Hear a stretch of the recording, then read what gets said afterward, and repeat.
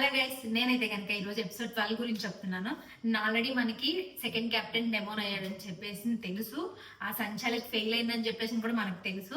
So అదే topic అనేది మనకు నైట్ డిస్కషన్ జరిగిందనమాట. ప్రియా అయితే కనుక రీతితో అండ్ డెమోన్తో అనింది అనమాట. లైక్ ఏమని, అందరూ ఇట్లా అనుకుంటున్నారు, నువ్వు కావాలని చెప్పేసి డెమోనే చేసావని చెప్పేసి అని అంటున్నారు.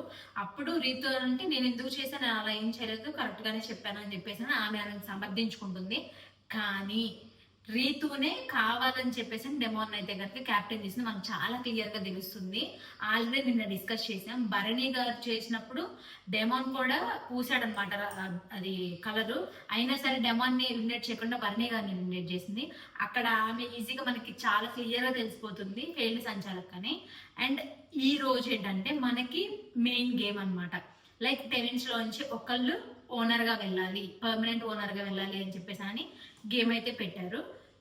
సో ఓనర్స్ నుంచి, ఇప్పుడు ప్రెసెంట్ ఉన్న ఓనర్స్ నుంచి ఇద్దరుగా వచ్చేసి వాళ్ళు అక్కడ లైక్ డాల్స్ అని, బాల్స్ అన్ని థింగ్స్ అని చెప్పేసి అని టెనెంట్స్ ఎవరైతే ఆడుతున్నారో వాళ్ళందరికీ వేస్తారనమాట. వీళ్ళు క్యాష్ పట్టుకొని వాళ్ళ వస్తువుల వరకు వాళ్ళు ప్రొటెక్షన్ చేసుకోవాలి.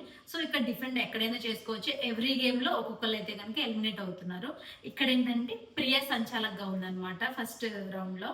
ఫస్ట్ 2 రౌండ్స్ లో నాకైతే కనుక ప్రియ చాలా అతి చేస్తుంది అనిపించింది. ఎందుకు అని అంటే ప్రతి చిన్న దానికి మీరు అలా చేయకూడదు, ఇలా చేయకూడదు అని అన్నారు. మళ్ళీ డిఫెండ్ చేసుకునేటప్పుడు కొట్టకూడదు అని చెప్పేసి అన్నారు. పాపం సుమన్ శెట్టి గారు అయితే చాలా బాగా ప్రొటెక్షన్ చేసుకుంటున్నారు. సంజన అండ్ ఫ్లోరా వాళ్ళిద్దరూ వచ్చి అటాక్ చేస్తున్నా సరే ఆయన చాలా బాగా అటాక్ చేసుకోమని ఆయన బాగా ప్రొటెక్ట్ చేసుకున్నాడు. అప్పుడు కూడా ఆమెనేం కొట్టలేదు. ఆయన ఏది సెకండ్ టైం చెప్పిన తర్వాత ఆయన అసలు కొట్టలేదు. ఆయన షర్ట్ ని ఇట్లా అన్నాడు. దానికి ప్రియ నువ్వు వాళ్ళని కొట్టారు మీరు అని చెప్పేసి సుమన్ అయితే కనుక ఎలిమినేట్ చేశాడు ఆ రౌండ్ లో. నాకు అదేదైతే కనుక ఫెయిర్ గా అనిపించలేదు. నెక్స్ట్ మన శ్రీజ వచ్చిందనమాట సంచాలక్గా. నాకు శ్రీజ అండ్ ప్రియ వాళ్ళు ఎలా చేస్తున్నారంటే ఎప్పుడెప్పుడు అందరి మధ్యలో గొడవలు పెడదామా అన్నట్టుగా అయితే నాకు అనిపిస్తుంది. ప్రతిదానికి మీరు చెయ్యండి, మీరు అటాక్ చేసుకోవట్లేదని, మీరు ఆడట్లేదని అలా కొంచెం అతి చేస్తున్నారని అయితే నాకు బాగా చిరాకేసింది వాళ్ళిద్దరి విషయాల్లో. అండ్ అలాగా మనకి ఇక్కడ మెయిన్ ఇంకొకటి ఏంటంటే, మనం ట్రియో అని చెప్పేసి ఆల్రెడీ అనుకున్నాం. ఇమ్మాన్యుయల్, తనుజ అండ్ రీతు నాకు చాలా వర్స్ట్ అనిపించింది. ఎందుకు అనంటే తను ఒక్క దాని మీద స్టాండ్ అయితే తీసుకోవట్లేదు. ఫస్ట్ రాము అని తను ఇద్దరు అనుకొని మన ఆమెరికే వస్తారు, మన ఇద్దరు ముందాము, వేరే వాళ్ళని తీసేద్దాము అని చెప్పేసి అని. వేరే వాళ్ళు ఎవరున్నారు, తనుజ అండ్ ఏమో. సో తనుజనే అని చెప్పేసి చెప్పింది. కానీ నేను అసలు అనలేదు అని చెప్పేసి అంటుంది. లైక్ కంటి సాగి అయితే కనుక జరిగింది రాముకి అండ్ రీతుకి. అలా తనుజకి, రీతుకి అండ్ గొడవైందనమాట.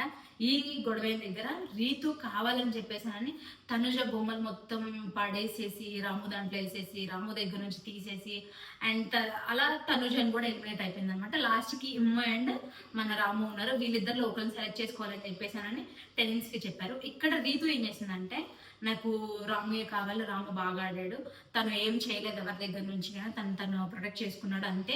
అసలు ఇమ్మాన్యుయల్ మొత్తం సపోర్టే అని చెప్పేసి నచ్చింది. ఇమ్మాన్యుయల్ పాపం చాలా ఫీల్ అయ్యాడు. నాకేమంతా నేను ఆడుకుంటుంటే వేరే వాళ్ళు నాకు ఎందుకు సపోర్ట్ చేస్తున్నారు, వాళ్ళు ఎవరు నాకు చేయట్లేదు, అది వాళ్ళ విషయం, నేను సపోర్టర్తో ఇక్కడ దాకా వచ్చాను అని చెప్పేసి అని రీతు మాట అయిందనమాట. దానికి ఇమ్మాన్యుయల్ చాలా ఫీల్ అయ్యాడు. సో ఈ రోజు గేమ్ ఏంటంటే మన రాము అనే అతను పర్మనెంట్ ఓనర్గా అయితే కనుక ఫిక్స్ అయిపోయాడు. నేనైతే వెయిట్ చేస్తున్నాను. నాగార్జున సార్ ఫెయిల్డ్ సంచాలక్గా రీతుని, ప్రియాని అండ్ శ్రీజని వీళ్ళ ముగ్గురికి కోటింగ్ వేయాలని చెప్పేసి నేనైతే బాగా అనుకుంటున్నాను. ఇదే ఈరోజు ఎపిసోడ్ అనమాట. అండ్ ఇంకొకటి ట్విస్ట్ ఏంటంటే, మేబీ డబుల్ ఎలిమినేషన్ ఉండొచ్చు. అది ఉండదా అని చెప్పేసి నేను నెక్స్ట్ ఎపిసోడ్లో చెప్తాను. So like, share,